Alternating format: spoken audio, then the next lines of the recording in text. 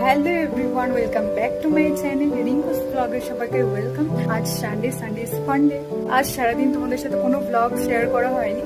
এখন রাত প্রায় বাজে 12টা 18 হয়ে গেছে। এখন আমি ডিনার করবো। তো সানডে স্পেশাল কি ডিনার করি, তো চলো দেখতে থাকো। এটা হচ্ছে বাটার চিকেন চাপ। আমি যেহেতু বিরিয়ানি অল্প খাবো, একদমই অল্প নিয়েছি। আর একটা আলু, বিরিয়ানির চিকেন আমি নিইনি। আর এটা হচ্ছে বাটার চিকেন চাপ আর রুমালি রুটি আর একটা শসা। আর পেঁয়াজ আমি খাবো না রাতের বেলা। ফার্স্ট আমি চিকেন চাপ দিয়ে বিরিয়ানিটা টেস্ট করছি। রুমালি রুটি দিয়ে